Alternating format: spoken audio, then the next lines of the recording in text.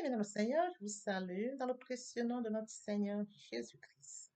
De la bienvenue sur cette chaîne, l'unique véritable Dieu, où je partage la parole vivante, la parole efficace, la parole créative, celle qui était au commencement. Au commencement était la parole. La parole était avec Dieu, la parole était. Je souhaiterais aider chacun de nous à se rapprocher de Dieu afin de développer une relation d'intimité avec Dieu. Et oui, bien, mes frères et sœurs en Christ, connecter l'univers véritable Dieu, c'est de s'édifier via la parole. Il est écrit dans Matthieu 4, l'homme ne vivra pas seulement de pain, mais de toute parole qui sort de la bouche de l'Éternel. Connecter l'univers véritable Dieu, c'est de partager. Je connecte cette chaîne pour partager la parole de Dieu. Et je vous prie, bien mes frères et sœurs, après vous être édifiés, de partager autour de vous afin d'aider à l'éducation des autres. Connecter le véritable Dieu, bien mes frères et sœurs en Christ, c'est de grandir spirituellement. Deux possibilités s'offrent à vous. La première, c'est de s'abonner via YouTube sur l'univers véritable Dieu ou encore sur Facebook, Bat Divine Family. De la sorte, vous allez recevoir plus d'enseignements, ce qui vous permettra de grandir spirituellement. Et oui, bien mes frères et sœurs en Christ, grandir spirituellement vous permettra, bien mes frères, de vous rapprocher davantage de votre Dieu. Mes frères et sœurs en Christ, il est écrit dans la parole de Dieu, il y aurait plus de joie au ciel, juste pour un seul pécheur qui se repent, pour 99 justes qui n'ont pas besoin de repentance.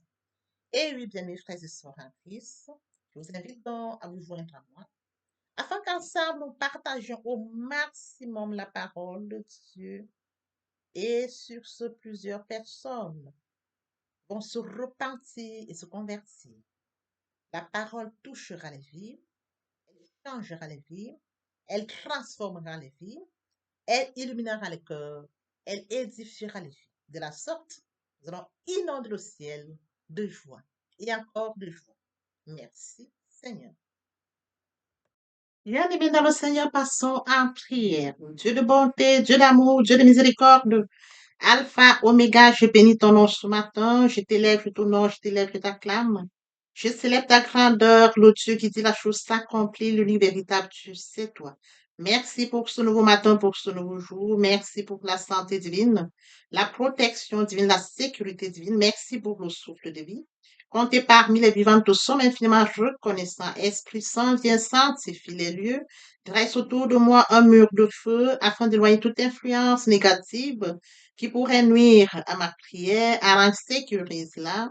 Conduis-la afin qu'elle parvienne agréablement aux oreilles de mon Dieu. Merci, Saint-Esprit. Père, je te dis merci pour ce moment précieux et précieux où je viens partager la parole qui est au commencement, cette parole qui vit. Oui, Père, que cette parole s'ensémence dans les cœurs, ô Dieu grand, qu'elle porte dans les vies. Le Dieu qui sait le faire, l'honneur, la gloire et l'adoration te reviennent pour les siècles des siècles au nom puissant de Jésus-Christ. Je t'ai prié. Amen. Frères et sœurs en Christ dans le Seigneur, poursuivons par la lecture de Jean 20 à partir du verset 23. Là, il est écrit, ceux à qui vous pardonnerez les péchés, ils leur seront pardonnés, et ceux à qui vous les retiendrez, ils leur seront retenus. Il est bien évidemment écrit dans Luc 23, 34, Jésus dit, Père, pardonne-leur, car ils ne savent pas ce qu'ils font. Ils se partagèrent ses vêtements en tirant au sort. Nous pouvons lire dans Matthieu 6 à partir du verset 12, pardonne nos offenses, comme nous pardonnons aussi à ceux qui nous ont offensés. Ne nous induis pas en tentation, mais délivre-nous du mal, car c'est à toi qu'appartiennent dans tous les siècles le règne, la puissance et la gloire. Si vous pardonnez aux hommes leurs offenses, votre Dieu céleste vous pardonnera aussi.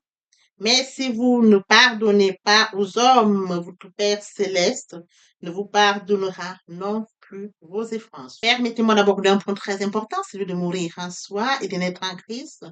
Via la repentance et la conversion, nous étions de leur nombre, loin du Père, loin de la source, loin de notre premier amour. Par la grâce de Dieu, nous sommes repentis et convertis. Qu'en est-il de mon prochain? Créature merveilleuse, admirable, unique, mais loin du Père. Il est écrit dans la parole, mon peuple périt par manque de connaissance. Conscient de ce fait, je vous prie de vous joindre à moi afin qu'ensemble nous partageons la parole. La parole les atteindra après s'être édifiés. Ils reviendront à leur premier amour via votre canal. Ils vont se repentir et se convertir. De la sorte, nous allons inonder le ciel de joie et encore de joie. Je consacre la deuxième partie de mon enseignement à cela où j'apporte plus de détails pour ce qui est de la repentance et la conversion et je fais suivre la prière. La troisième partie fait suite à la deuxième. Il est question de la nouvelle vie. Les choses anciennes sont passées. Voici toutes choses sont devenues nouvelles.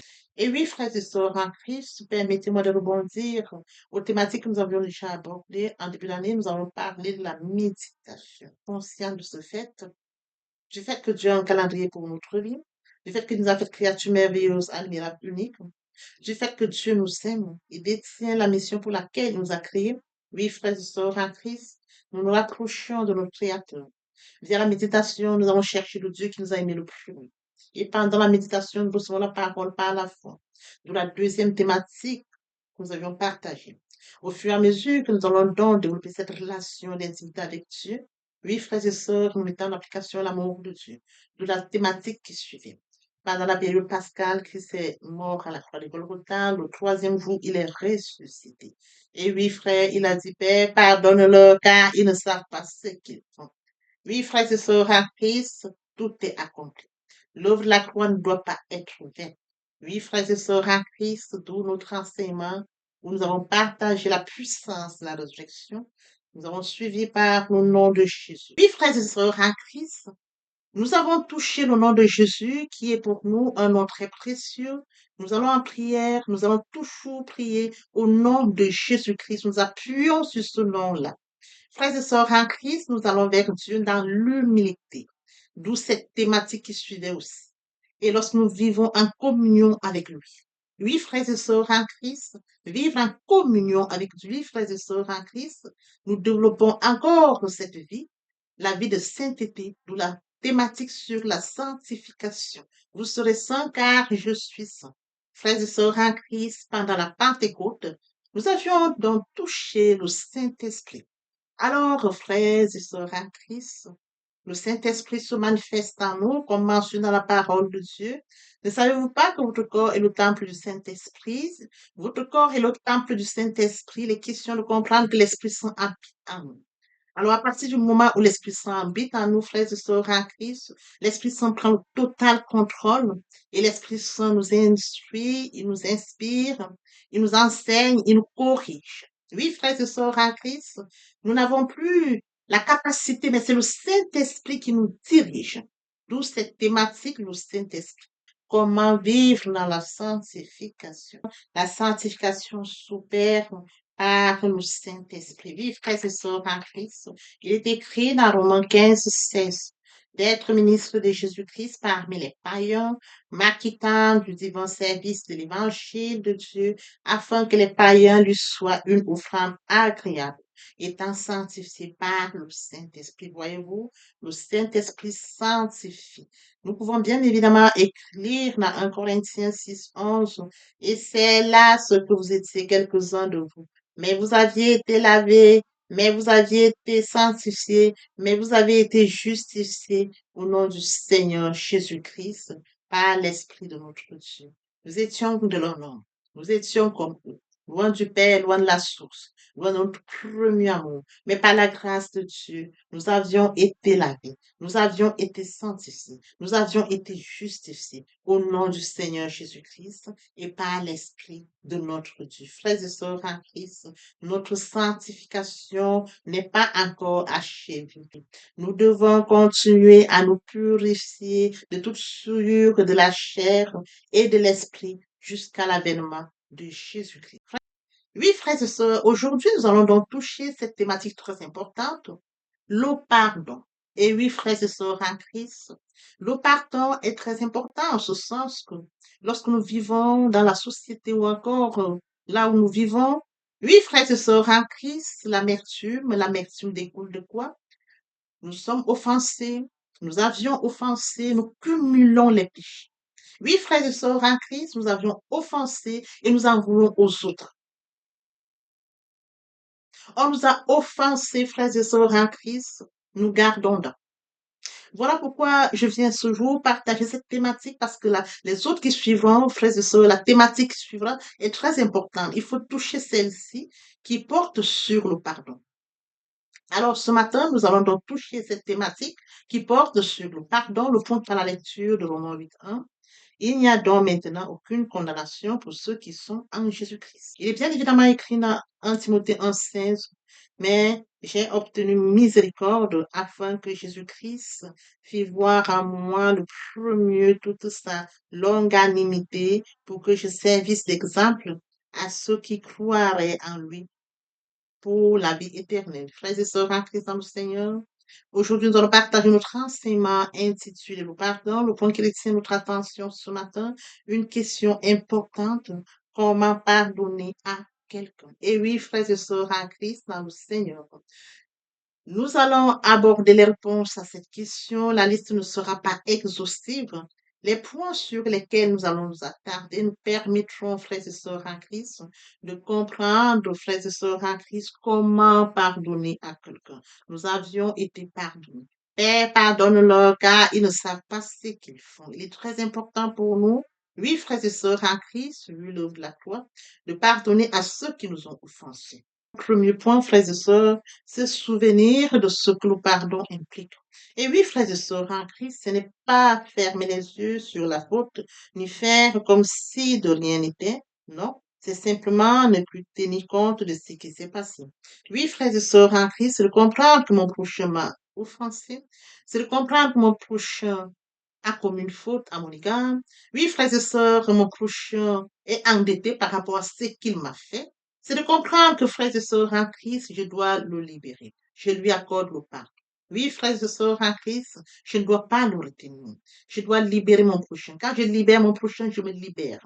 Frères et sœurs en Christ, je dois me souvenir de ce que le pardon m'accorde. Christ est mort à Golgotha. Il a dit, Père, pardonne-leur, car ils ne savent pas ce qu'ils font.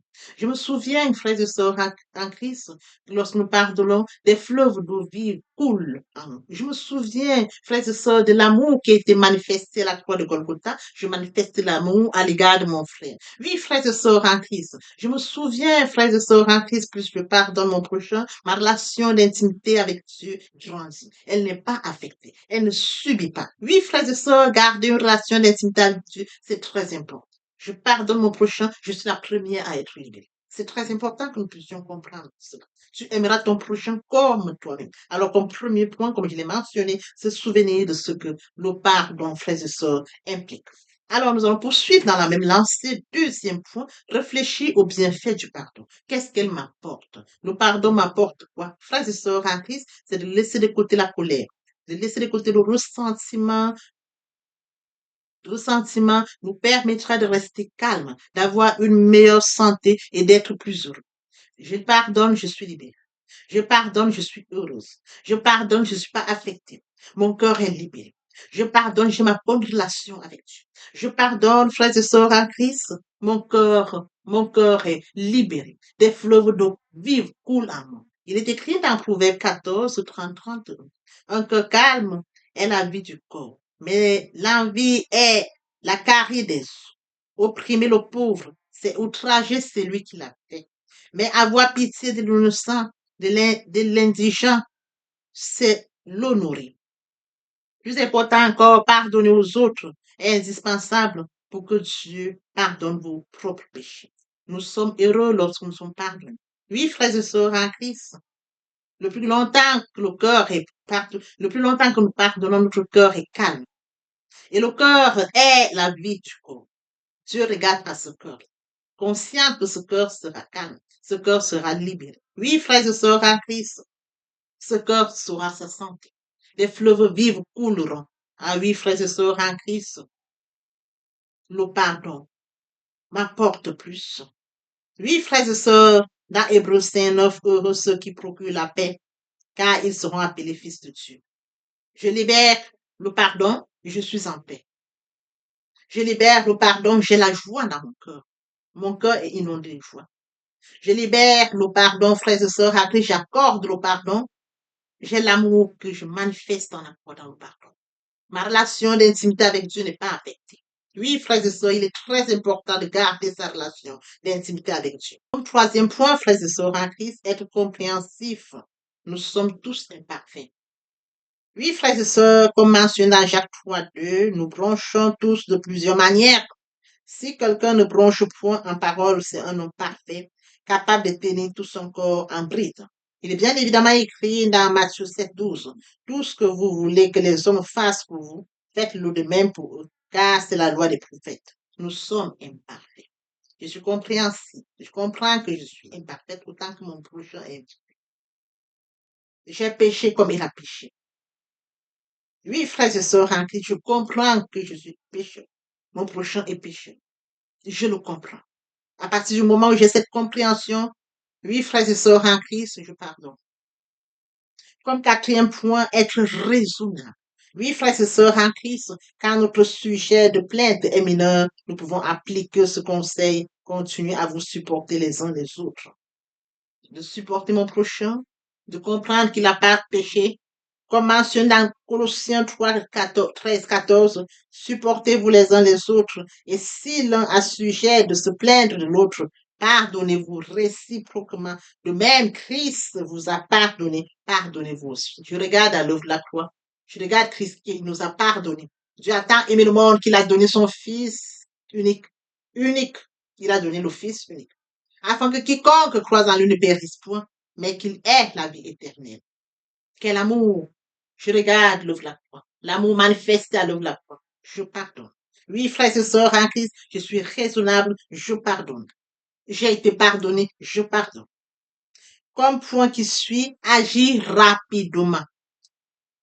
Oui, frères et sœurs en Christ, faites tout pour pardonner dès que possible au lieu de nourrir la colère. Comme mentionné dans Ephésiens 4, 26, 27. Si vous vous mettez en colère, ne péchez point. Que le soleil ne se couche pas sur votre colère et ne donnez pas accès au diable. Que le soleil ne se couche pas sur notre colère et pas sur notre colère et ne donnons pas accès au diable. Oui, frères et sœurs en Christ, il ne faudrait pas que nous puissions garder. Nous devons agir rapidement. Le voleur ne vient que pour dérober, égorger et détruire. Il viendra la nuit. Lorsque nous gardons l'amertume, le terrain est propice pour nous diable. Lorsque nous sommes colériques, le terrain est propice pour nous diable. Nous ouvrons droit les portes. Et oui, frères et sœurs en Christ, à partir du moment où il a accès à notre cœur, c'est terminé. Il va nous utiliser, nous allons en souffrir. C'est justement la raison pour laquelle, comme mentionné à Ephésiens 4, 26, 27, ne vous mettez pas en colère. Ne péchez point, que le soleil ne se couche point sur votre colère. Parce que si le soleil se couche sur notre colère, nous sommes en train de pécher. Nous sommes en train d'ouvrir la porte au diable. Nous donnons accès au diable qui va entrer dans notre vie, qui va utiliser cette colère contre nous, qui va utiliser ce péché que nous avions, la porte ouverte contre nous. Oui, frères et sœurs en Christ, nous devons agir rapidement. Il est écrit dans 2 Corinthiens 5, 21. C'est lui qui n'a point connu le péché, il a fait devenir péché pour nous, afin que nous devenions en lui justice de Dieu. Oui, frères et sœurs en Christ, notre Dieu est plus grand que tout. Son pardon est plus grand que le poids de notre péché. Rien ne peut l'empêcher d'effacer les fautes les plus terribles à cause de son amour et de sa justice. Nous devons nous souvenir de cette parole de 2 Corinthiens 5, 21. Celui qui n'a point commis de péché, son fils n'a pas connu le péché. Il n'a pas péché. Il a fait devenir péché pour nous, afin que nous devenions en lui justice de Dieu.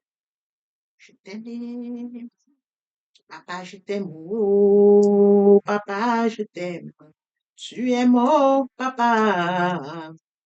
Papa, je t'aime, papa, je t'aime, oh, papa, je t'aime, tu es. Voici, nous allons poursuivre les deuxième et troisième parties de notre enseignement. C'est riche important pour compléter cette première pour notre édification. Sur ce, je vous prie de tendre l'oreille pour la suite. Merci, Seigneur. Comment pouvons-nous devenir comme Christ? Premièrement, en étudiant les évangiles de Christ. Deuxièmement, l'évangile de Christ. Deuxièmement, en passant le temps dans la prière. Troisièmement, en étant rempli par le Saint-Esprit. Quatrièmement, en accomplissant son œuvre dans nos mondes. Papa, je t'aime. Papa, je t'aime. Oh, papa, je t'aime. Tu es mon papa. Papa, je t'aime, papa, je t'aime, oh, papa, je t'aime, tu es. Frères et sœurs, voici nous allons poursuivre les deuxième et troisième parties de notre enseignement. Partie riche et importante pour conclure cette première pour notre édification. Sur ce, je vous prie de tendre l'oreille pour la suite. Merci, Seigneur. Jésus-Christ comme Seigneur. Tout homme qui vient vers le Seigneur Jésus-Christ dit, je t'accepte comme Seigneur et Sauveur. Il se laisse guider par le Seigneur Jésus-Christ. Lorsque vous l'acceptez, bien mes frères et sœurs en Christ, votre vie n'est plus sous votre contrôle. C'est lui qui vous guide. Vous n'avez plus le contrôle de votre vie. Vous sentez qu'on vous conduit comme le vent qui souffle. C'est écrit le vent souffle où il veut. Tu entends le bruit. Quand le Saint-Esprit est en vous, vous sentez, vous le ressentez que l'Esprit Saint est là. Mais c'est lui qui vous conduit. C'est lui qui vous guide. C'est lui qui vous oriente. Bien, mes frères et sœurs en Christ, après lecture de Jean 3:8, une illustration nous montre comment quand un homme naît de nouveau, l'homme qui est né de nouveau se laisse conduire par le Saint-Esprit. C'est l'Esprit Saint qui le conduit. Il ressent la présence du Saint-Esprit. Il sait que le Saint-Esprit est présent en lui. Il n'a plus le contrôle, mais c'est le Saint-Esprit qui le guide. Comme mentionné ici, le vent souffle où il veut. Tu entends le bruit, mais tu ne sais d'où il vient, d'où il va. L'Esprit Saint s'installe. Il prend le contrôle, c'est écrit. Votre corps est le temple du Saint-Esprit. Et oui, bien mes frères et sœurs en Christ, c'est écrit. Votre corps est le temple du Saint-Esprit. L'Esprit Saint habite en vous. Il prend le total contrôle. Il vous guide. Il vous oriente. Il se manifeste en vous. Le Seigneur Jésus-Christ a dit, je ne vous laisserai pas seul. Je vous enverrai le consolateur, l'Esprit Saint. Quand il habite en vous, il a le total contrôle. Il se manifeste. Ce n'est plus vous qui prenez le contrôle, mais c'est le Saint-Esprit qui prend le contrôle. C'est lui qui vous guide. C'est lui qui vous oriente. Oui, bien, mes frères et sœurs, en Christ est assis à la droite du Père. Il intercède en notre faveur. Il ne nous a pas laissés seuls. Le Saint-Esprit qui est en nous prend la suite, prend la relève, nous conduit, nous guide, nous oriente, se manifeste au-dedans de nous. Et oui, bien mes frères et sœurs en Christ, il en est ainsi de tout homme qui est né en esprit. Poursuivons avec notre enseignement de ce jour. Et oui, bien mes frères et sœurs en Christ, il en est ainsi de tout homme qui est né en esprit. Poursuivons par la lecture de Actes 26:8. Quoi nous semble-t-il incroyable que Dieu ressuscite les morts? Oui, bien mes frères et sœurs en Christ, Dieu a ressuscité son Fils Jésus-Christ. Il est ressuscité le troisième jour. Oui, bien mes frères et sœurs en Christ, nous sommes dans la gloire de Christ. Nous allons de gloire en gloire. Christ est mort sur le Golgotha et il est passé de la mort à la vie. Ce passage nous en bénéficions. Avec lui, nous sommes assis à la droite du Père. C'est écrit. Bien mes frères et sœurs en Christ, nous devons être conscients que Dieu a tant aimé le monde qu'il a donné son Fils unique, afin que quiconque croit en lui ne périsse point, mais qu'il ait la vie éternelle. Oui, bien mes frères et sœurs, lorsque nous acceptons Jésus-Christ comme Seigneur et Sauveur, lorsque nous passons par la repentance et la conversion, nous passons à notre vie. Nous changeons le centre de gravité de notre vie. Nous tournons vers notre vie, vers le Seigneur Jésus-Christ. Nous laissons le contrôle de notre vie entre les mains du Seigneur Jésus-Christ. L'Esprit Saint prend le contrôle. se manifeste, tel que mentionné dans Jean 3:8.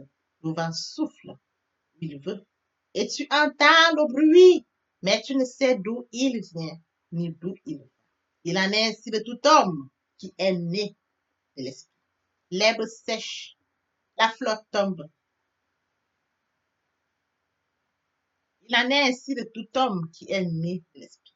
L'herbe sèche, la fleur tombe, mais la parole de Dieu demeure éternelle. Papa, je t'aime. Papa, je t'aime. Oh. Papa, je t'aime. Tu es mon papa. Papa, je t'aime. Papa, je t'aime. Oh. Papa, je t'aime. Tu es mon bien-aimé et mon Dieu. Et mon Dieu. Et mon Dieu. Oui, bien mes frères et sœurs en Christ, le moment est venu pour nous de poursuivre avec les deuxième et troisième parties de notre enseignement. Partie qui vient de compléter cette première pour notre édification. Se repentir, c'est regretter, c'est sans vouloir, c'est pleurer. La repentance est un changement d'attitude, se détourner de son mal pour se tourner vers Dieu. Venez, plaidons, dit le Seigneur, si vos péchés sont comme le cramoisi, ils deviendront blancs comme la neige. S'ils sont comme la poupe, ils deviendront comme la laine. Se convertir, c'est le fait de déplacer le centre de gravité de ma vie ancienne vers mon Dieu. Se convertir, c'est de croire en Jésus-Christ. En un mot, nous pouvons dire que la conversion accompagne la repentance. Lorsque les cœurs se convertissent, le voile est ôté. Or, le Seigneur, c'est l'Esprit. Là où est l'Esprit du Seigneur, là est la liberté. Pour toutes les personnes qui ne se sont pas encore engagées à suivre le Seigneur, pour ceux qui se sont engagés, et qui auraient, pour ceux qui se sont engagés, et qui auraient abandonné quelque raison que ce soit, le moment est venu pour nous, bien mes frères et sœurs en Christ, de passer en prière via cette chanson. Miséricorde insondable, Dieu peut-il tout pardonner? Absoudre si coupable et mes péchés oubliés. Jésus, je viens à toi, tel que je suis, je viens à toi. Jésus, je viens à toi, tel que je suis, papa. Ah, répétez après moi la prière, Seigneur Jésus. Je m'engage à te suivre tes souffles. Je sais que tu es mort sur la croix de Golgotha. Le troisième jour, tu es ressuscité afin que je sois justifié. Merci, Père, pour l'œuvre de la foi. Merci pour l'amour que tu as manifesté au travers de ton Fils. Merci, Seigneur, pour le salut de mon âme. Merci pour avoir sauvé mon âme. Amen. Notre Père Céleste, merci pour tes âmes précieuses. Merci pour l'engagement que tu leur donnes. Mon Dieu, mon roi, je te prie de veiller, de conduire, afin qu'ils y restent. Dieu qui sait faire, qui peut faire, je laisse entre tes mains. L'honneur, la gloire, l'adoration te reviennent pour les siècles des siècles. Au nom puissant de Jésus-Christ, je t'ai prié. Amen. Oui, bien, mes frères et sœurs en Christ dans le Seigneur, après cette sincèrement repentie et converti, il faut y rester, il faut y demeurer. Comment le faire? Premièrement, invoquer le Saint-Esprit. L'Esprit Saint prendra contrôle durant la méditation. Poursuivra la lecture du verset ou du texte qui servira d'appui durant la méditation. Matthieu 4:4, l'homme ne vivra pas seulement de pain, mais de toute parole qui sort de la bouche de l'Éternel. Méditer la parole, c'est l'approfondir, c'est la mûrir, c'est aller en réflexion profonde. Ce livre de la loi ne s'éloigne point de toi. Médite-le jour et nuit. Que ce livre de la loi ne s'éloigne point de toi. Médite-le jour et nuit. Après avoir médité la parole, nous devons recevoir la parole. Recevoir la parole via la foi. La foi est une ferme assurance des choses qu'on espère, une démonstration de celles qu'on ne voit pas. La foi vient de ce qu'on entend. Ce qu'on entend vient de la parole de Dieu, de par conséquent. La foi vient de la parole de Dieu. Recevoir la parole via l'obéissance. L'obéissance veut mieux que le sacrifice. Et l'observation de sa parole vaut mieux que la reste bélie. Après cela, bien aimé, il faut mettre en pratique la parole. On donne tout ce qu'on reçoit. Et oui, bien aimé, nous observons toutes ces étapes, nous devons toujours grandir spirituellement, tout en gardant une relation d'intimité avec Dieu. Que l'Éternel Dieu vous bénisse ainsi vos familles respectives. À très bientôt. Amen.